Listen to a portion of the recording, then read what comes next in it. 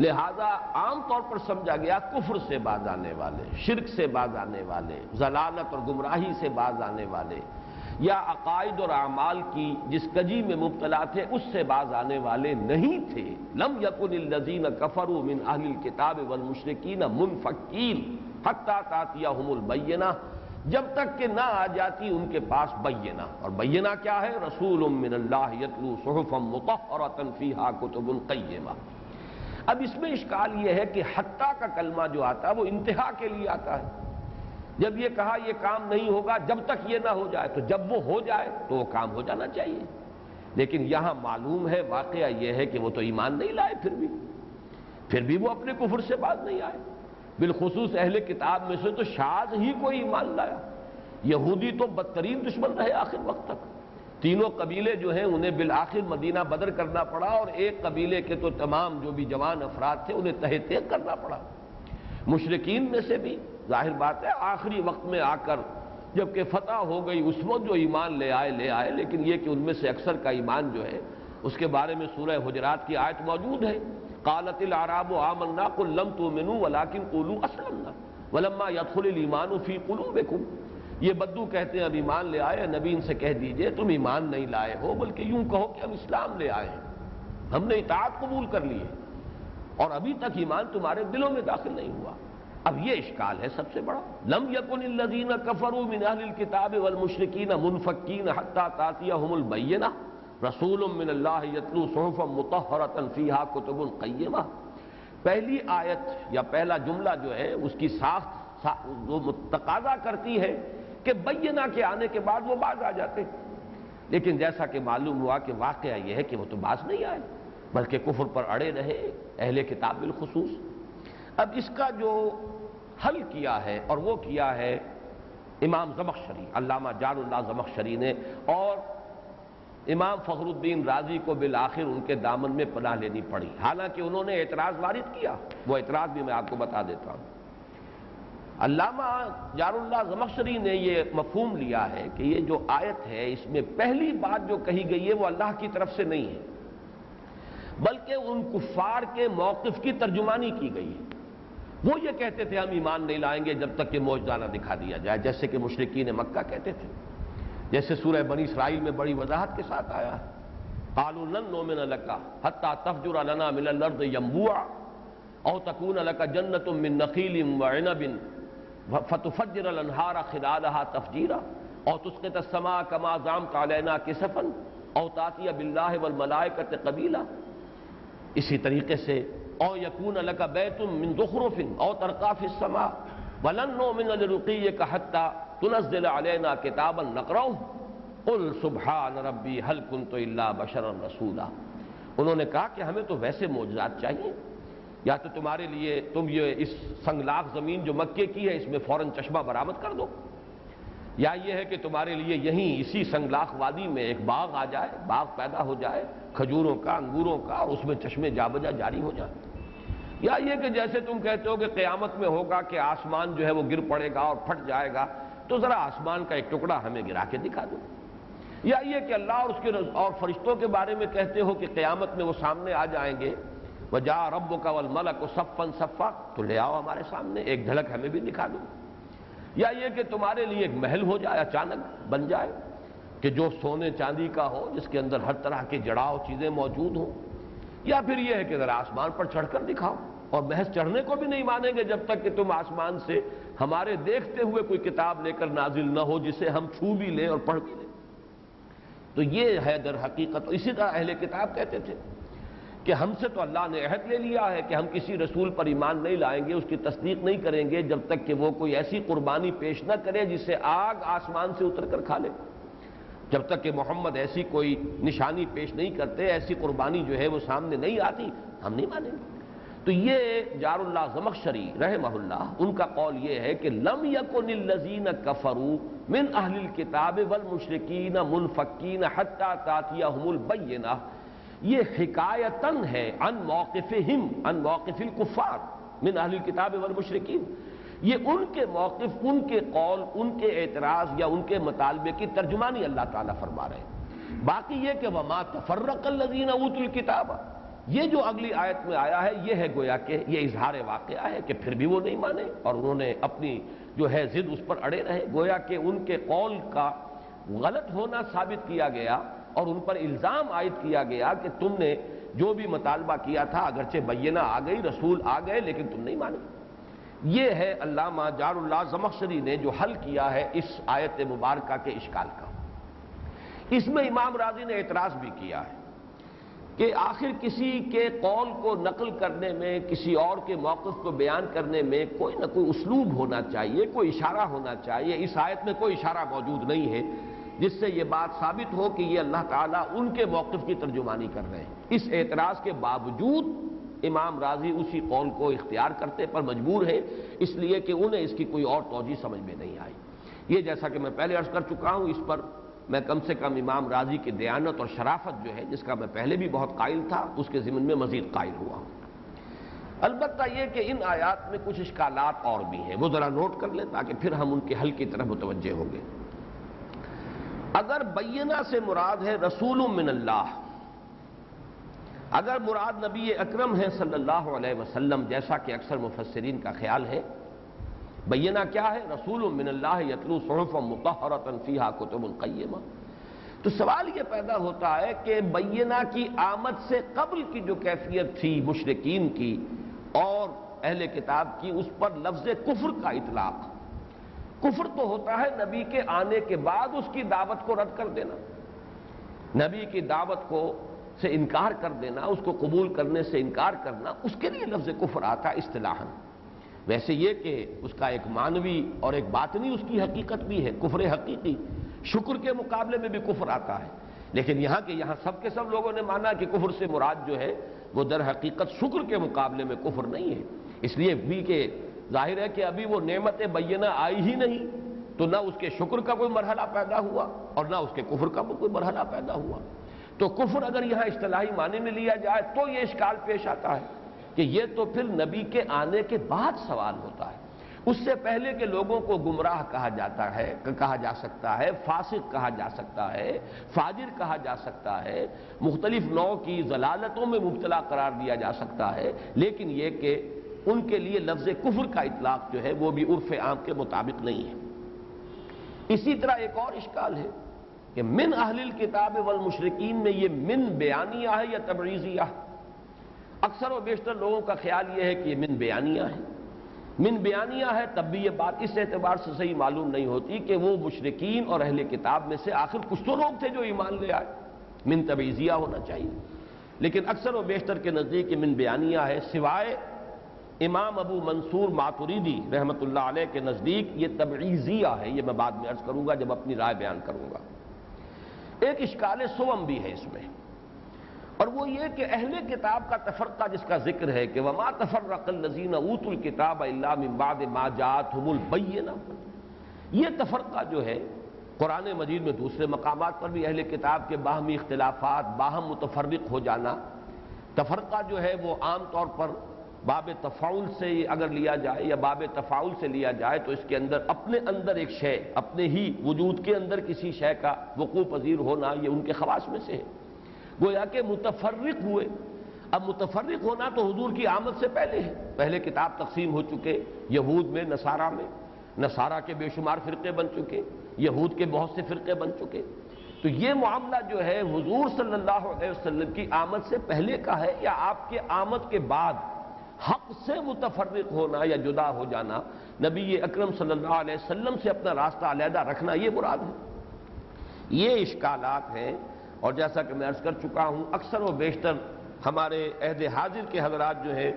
انہوں نے تو عافیت اسی میں سمجھی ہے۔ خاص طور پر میں یہ بھی عرض کر چکا ہوں کہ مختصر حواشی لکھنے والوں کے لیے یہ بات مناسب ہے کہ ان اشکالات کا تذکرہ نہ کیا جائے، جو بات سمجھ میں آئی ہو سیدھے اور سادہ انداز میں اس کو بیان کر دیا جائے۔ البتہ یہ میں پہلے بھی عرض کر چکا ہوں، اس وقت میں عرض کر دیتا ہوں کہ مولانا امین حسن اصلاحی صاحب نے میرے خیال میں یہاں حق ادا نہیں کیا ہے، قارئین کا حق، قارئین کا اور طالب علموں کا حق یہ ہوتا ہے کسی بھی مفسر پر کہ وہ جو بھی اس کے اندر احتمالات ہیں، اشکالات ہیں، ان کا ذکر کرے تاکہ جو بھی طالب علم ہیں انہیں غور و فکر کرنے کے لیے مواد ملے، ان کے لیے راستے کھلے۔ انہوں نے یہ کیا ہے کہ دو مشہور معتزلیوں کے قول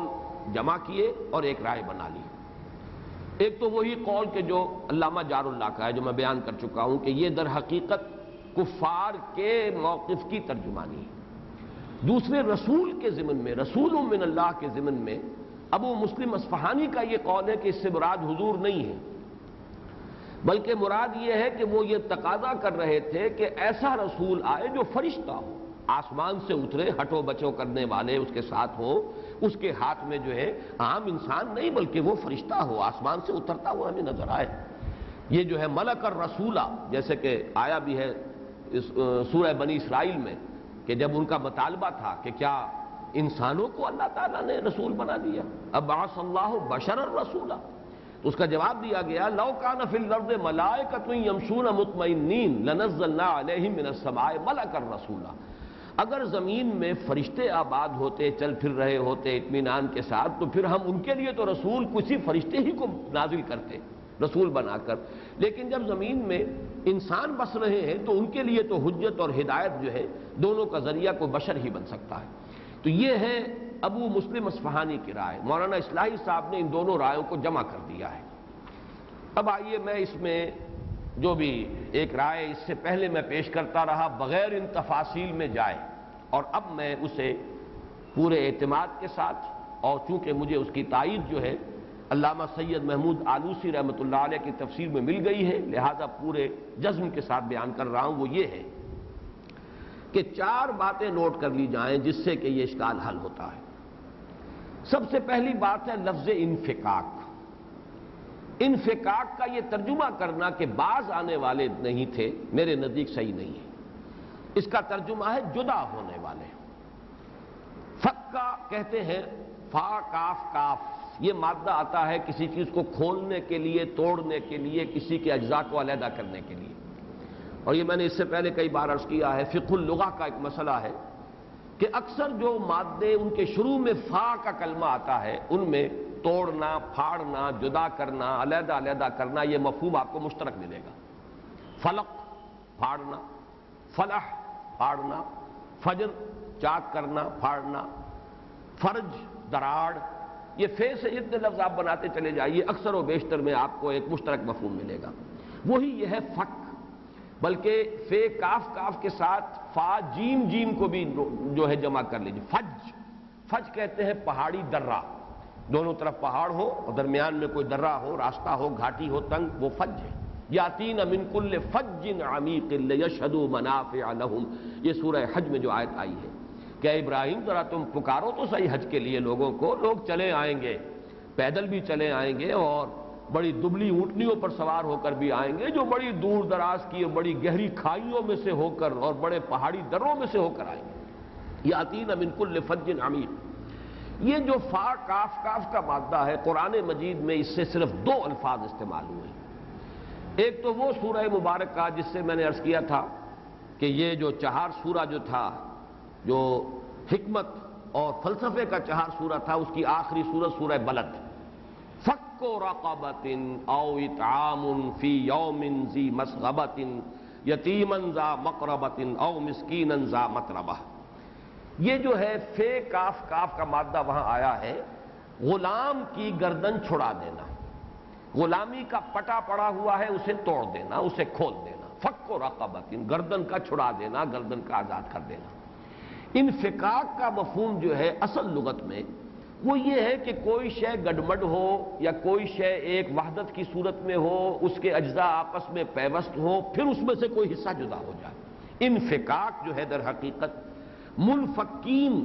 اس کی لغت کے اعتبار سے اس کے اندر جو احتمالات ہیں، منفصلین علیحدہ ہو جانے والے، معتزلین اعتزال اختیار کرنے والے، علیحدہ ہو جانے والے، منقطعین منقطع ہو جانے والے، اپنا تعلق قطع کر لینے والے،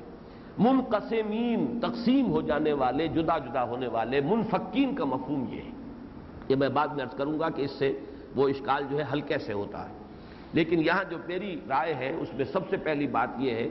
کہ یہاں مراد جو ہے انفکاک سے باز آنا نہیں ہے، کفر سے یا شرک سے یا ضلالت سے، بلکہ جدا ہو جانا ہے، علیحدہ ہو جانا ہے۔ کن سے؟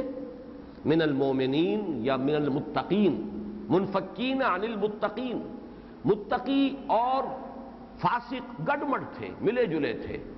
بینہ آئی تو وہ جدا جدا ہو گئے، دودھ کا دودھ پانی کا پانی، یہی لفظ میں اس سے پہلے استعمال کرتا رہا ہوں، بارہا میں نے اس آیہ مبارکہ کے مضمون کی وضاحت میں یہ محاورہ استعمال کیا، دودھ کا دودھ پانی کا پانی جدا ہو جانا۔ یہ جدا ہونے والے نہیں تھے جب تک کہ بینہ نہ آ جاتی۔ نمبر دو، کفر سے یہاں مراد کفر قانونی نہیں ہے، بلکہ یہ کفر حقیقی یا بالقوہ کافر۔ جو لوگ گڈمڈ ہوتے ہیں رسول کے آنے سے پہلے، یا ہوتے تھے کہنا چاہیے، میں نے بارہا یہ عرض کیا ہے کہ میں نبی یا رسول کے تذکرے میں ہیں کا لفظ نہیں لانا چاہتا کہ کہیں ذرا سا وہم بھی نہ ہو جائے کہ ابھی یہ سلسلہ جاری ہے، بلکہ ہوتے تھے۔ نبی آتے تھے تو نبی کے آنے سے پہلے گڈمڈ ہوتے تھے، انہی میں فاسق بھی ہوتے، اس آبادی کے اندر کچھ نیک لوگ بھی ہوتے تھے، بھلے اچھے لوگ بھی ہوتے تھے، برے لوگ بھی ہوتے تھے، یہاں تک کہ بدترین معاشرہ جو ہے مکے کا، اس میں موحدین بھی تھے۔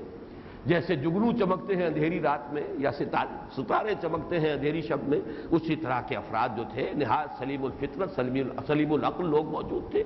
اسی طریقے سے بدترین خلائق بھی تھے، ابو لہب جیسے لوگ بھی موجود تھے، لیکن یہ کہ یہ سب گڈمڈ تھے، ابھی ان کو جدا کرنے والی کوئی شے نہیں آئی تھی۔ یعنی جو لوگ تھے وہ بالقوہ کافر تھے،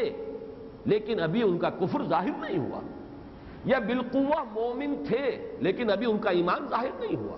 وہ تو بینہ آئے گی تو جو بالقوہ مومن ہے وہ بالفعل مومن ہو جائیں گے، جو بالقوہ کافر ہے وہ بالفعل کافر ہو جائیں گے۔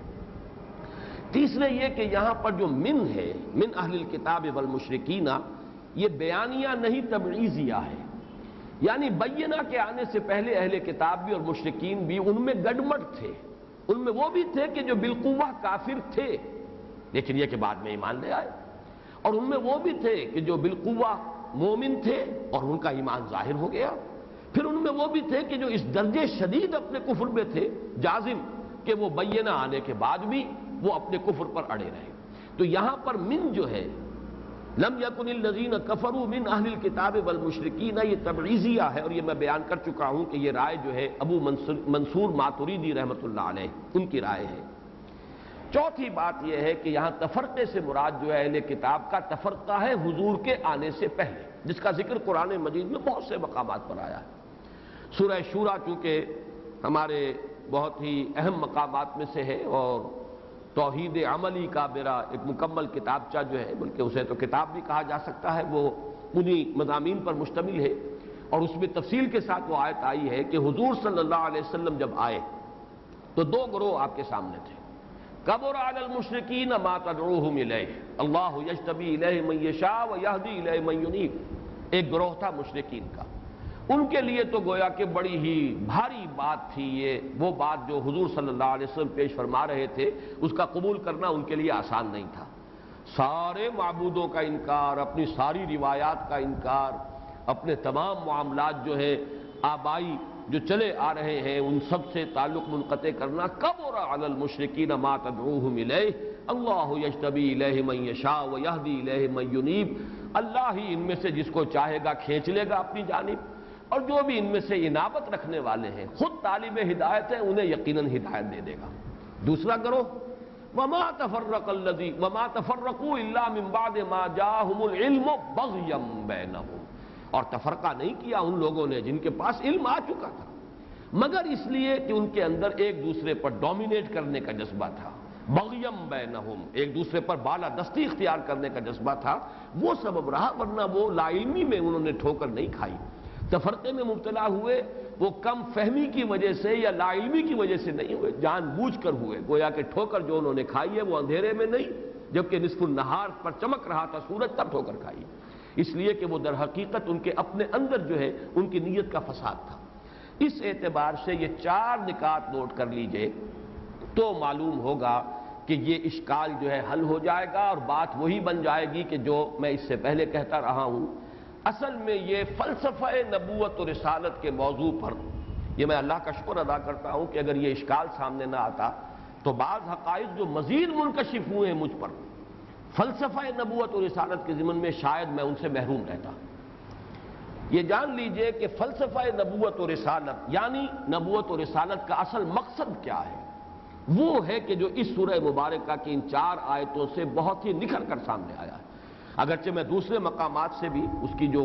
تائید ہے یا اس کی مزید توثیق جو ہے قرآن مجید کی دوسری آیات سے بھی القرآن یفسر بعضہ بعضا کے اصول کے تحت آپ کے سامنے رکھوں گا،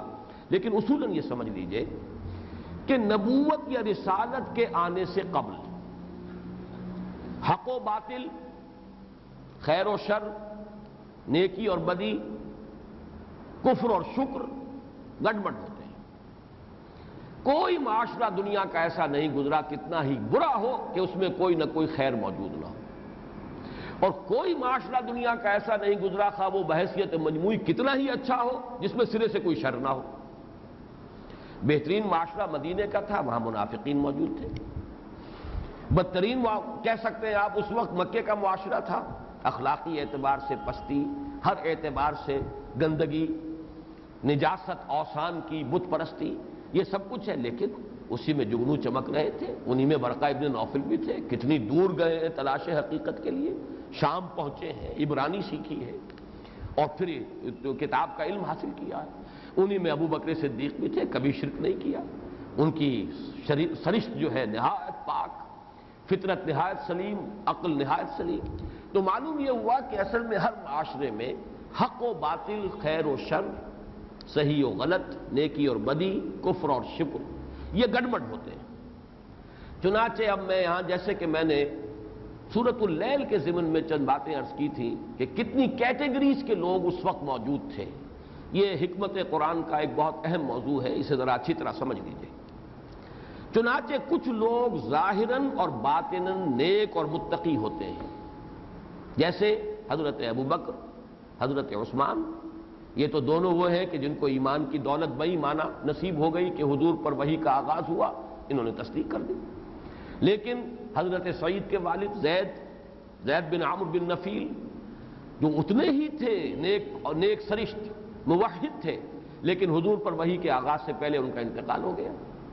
اسی طریقے سے ورقہ ابن نوفل، ایسے نیک، اتنے طالب حق اور طالب ہدایت، جیسا کہ میں عرض کر چکا ہوں، شام پہنچے ہیں، جیسے کہ سلمان فارسی ایران سے شام پہنچے تھے طلب حق اور طلب ہدایت میں، یہ مکے سے شام پہنچے ہیں، لہذا یہ لوگ موجود تھے۔ تو یہ وہ لوگ ہیں کہ جیسے اندھیری رات میں جگنو چمک رہے ہوں، چاہے کتنی ہی گھپ اندھیری رات ہو، جگنو تو چمکے گا، نظر آئے گا، اور کتنی ہی گھپ اندھیری رات ہو، ستارے جو ہیں وہ چمکیں گے۔ اس طریقے سے ہر معاشرے میں کچھ نہ کچھ لوگ ایسے بھی ہوتے ہیں۔ یہی وہ لوگ ہیں کہ جب نبی آتا ہے، بینہ سامنے آتی ہے، تو یہ صدیقین کی صورت اختیار کر لیتے ہیں، فوراً پیش قدمی کرنا، تصدیق کرنا، بات مان لینا، جس کی سب سے بڑی مثال جو ہے خود ورقہ ابن نوفل کی ہے۔ ابھی حضور کو تبلیغ کا حکم بھی نہیں آیا تھا، لیکن یہ کہ واقعہ سنتے ہی جو پہلی وحی کا یہ ہم پڑھ چکے ہیں سورہ علق کے ضمن میں، انہوں نے کہہ دیا یہ تو وہی ناموس ہے جو موسیٰ اور عیسیٰ پر آیا تھا، اور کاش کہ میں اس وقت تک زندہ رہوں جب کہ آپ کی قوم آپ کو یہاں سے نکال دے گی۔ اور حضور حیران ہو کر پوچھتے ہیں اب مخرجیہم، کیا یہ لوگ مجھے نکال دیں گے؟ فرمایا کہ ہاں، جو بھی وہ شے لے کر آیا ہے آپ سے پہلے، جو آج آپ لے کر آئے ہیں، اس کے ساتھ اس کی قوم نے دشمنی کی ہے۔ بتائیے اب حقیقت اس سے آگے اور کیا ہوگی جو ان پر پہلے سے منکشف ہے۔ ابو بکر صدیق جن کے بارے میں حضور گواہی دیتے ہیں کہ جس کے سامنے بھی میں نے دعوت پیش کی ہے اس نے کچھ نہ کچھ توقف ضرور کیا سوائے ابو بکر کے کہ ایک لہجے کا توقف نہیں۔ تو پہلی کیٹیگری تو یہ ہے۔ دوسری کیٹیگری ان لوگوں پر مشتمل ہوتی ہے، دوسری نوعیت کے لوگ جن میں خیر اور صلاحیت مضمر ہوتی ہے اندر، لیکن اس کے اوپر غلاف ہوتے ہیں، یا تو محض بے توجہی کا غلاف، توجہ ہی نہیں، کبھی حقائق پر غور کیا ہی نہیں، کبھی ان مسائل پر جو ہے کبھی طبیعت مائل ہی نہیں ہوئی کہ سوچیں کیا صحیح ہے کیا غلط ہے، بے توجہی۔ یا یہ ہے کہ غیر شعوری طور پر تعصب اور تقلید آبا، ہمارے آبا و اجداد کا یہ طریقہ ہے بس ہم کر رہے ہیں، وہ ایک عصبیت ہوتی ہے، عصبیت آبا۔ ان دونوں اسباب سے غلاف ہوتا ہے، اس غلاف کو اترنے میں کچھ وقت لگتا ہے، کچھ دیر لگتی ہے۔